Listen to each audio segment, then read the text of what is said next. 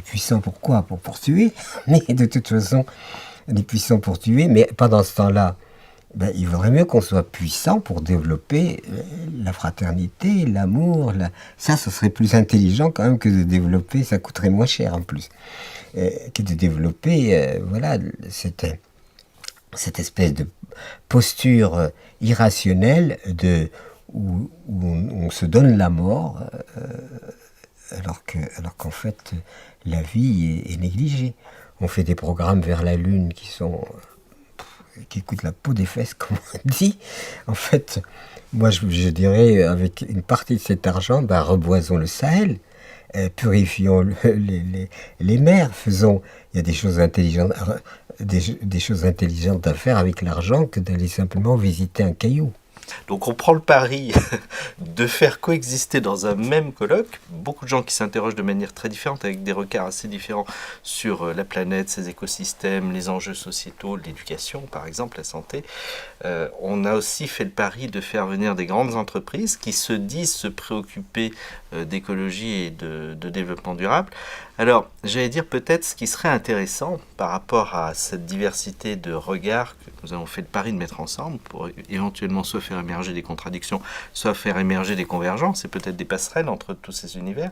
Est-ce que vous auriez, parce que ces grandes entreprises existent et que finalement elles vont avoir un impact probablement sur notre humanité encore pendant des décennies, est-ce que vous auriez une préconisation, une recommandation ou une envie de message à porter auprès de ces grandes entreprises finalement qui ont un impact important au niveau de la planète? Moi, si vous voulez, c'est pas l'entreprise qui m'intéresse, c'est l'être humain. C'est pour ça qu'on est dans l'humanisme, si vous voulez. Moi, je ne demeure pas de l'humanisme. C'est-à-dire que si l'être humain ne change pas, rien ne changera. Rien, absolument rien. Donc il faut que l'être humain fasse le travail de son propre changement pour que la société change.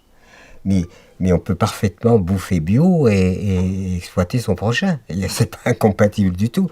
Donc c'est pas parce qu'on va faire de la bio au fin siècle que les choses vont changer. Les choses vont changer quand on commencera à éduquer les enfants, par exemple, à la solidarité, à la coopération, plutôt que le premier, le dernier, le meilleur. Mais toutes ces manufactures où les enfants viennent, tout le programme est destiné à préparer l'enfant à être un adulte adapté à un système. Est-ce qu'on leur parle de la nature? Est-ce qu'on leur fait faire des jardins?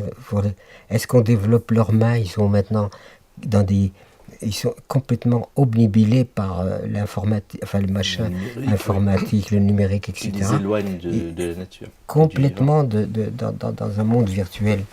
Est-ce qu'on fait toutes ces choses-là? Et je pense que l'éducation des enfants est essentielle si nous voulons que la société change. Sinon, la compétition, ne fera que des vaincus. Ça ne fera pas de vainqueurs. C'est intéressant parce que vous avez déjà un point de convergence. Moi, j'aime beaucoup finalement essayer de voir si nous pourrions trouver des passerelles et puis avancer ensemble et coopérer ensemble. Vous avez je pense, un élément déjà commun avec Claudie Agnuret, c'est qu'elle dit, on s'interroge beaucoup sur quelle planète nous allons laisser à nos enfants, c'est très bien, et nous pouvons aussi renverser la remarque et dire quels enfants nous allons laisser à notre planète. Moi, c'est mon slogan aussi. Figurez-vous qu'en 2002, je me suis présenté aux élections présidentielles, poussé par les gens.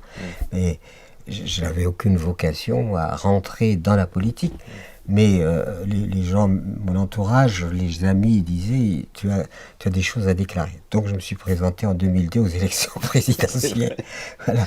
Et avec un programme qui était absolument rien à voir avec le programme politique, qui était il faut que le féminin soit reconnu, parce que c'est quand même incroyable que sur toute la planète, la femme est subordonnée, alors qu'elle représente une énergie féminine dont on a besoin. Il faut l'équilibre entre les deux.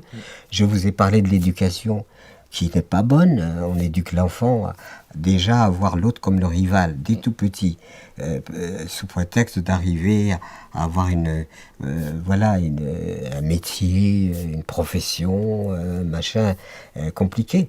Le rapport à la nature, n'en parlons pas. C'est-à-dire que, vous savez, avec Juliette, nous avons par exemple mis en place des carnets d'alerte, et ces carnets d'alerte sont destinés justement à attirer l'attention des gens sur des problématiques graves.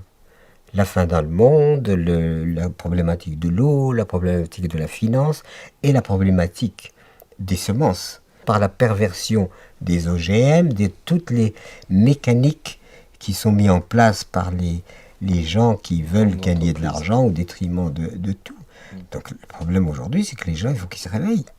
Et ces carnets sont destinés justement par l'interrogation de spécialistes et leur dire qu'est-ce que vous pensez de la fin dans le monde, qu'est-ce que vous pensez de la question de l'eau, qu'est-ce que vous pensez de la question des semences, qu'est-ce que l'économie c'est quoi, etc. Et consigner tout ça dans des ouvrages, on appelle ça carnet, enfin on essaye quand même de limiter pour que ça soit pas trop, pour vraiment comment dire, éveiller les consciences à des problématiques bien plus importantes que qui a gagné le dernier foot. Ça, je peux vous assurer que c'est encore beaucoup plus important que ça. Qu'est-ce qui a fait ma crédibilité? C'est que je l'ai appliqué. Et ça fait 55 ans, avec ma compagne, Michel, nous avons décidé d'un retour à la Terre. Ce retour à la Terre, à l'époque, paraissait complètement déjanté, parce que tout le monde partait vers les villes. Nous, on fait un retour à la Terre, on applique l'agriculture biologique, nous créons une ferme, élevage, agriculture. 5 enfants sont arrivés les uns après les autres, et donc cette expérience-là me permet d'être peut-être affirmatif. Et je ne suis pas affirmatif théoriquement, je suis affirmatif parce que on a mis à l'épreuve des faits ce que nous proposons. Vraiment, je vous remercie du fond du cœur de contribuer à cette émergence d'une conscience que nous pourrions partager tous ensemble. Merci beaucoup. Et j'ai envie de vous laisser la parole. Vous m'avez raconté une anecdote qui m'a beaucoup amusé tout à l'heure pour finir sur une parole sympathique et puis légère. Vous m'aviez raconté l'anecdote de Gorbatchev, alors je vous laisse la dire parce qu'elle m'a beaucoup amusé.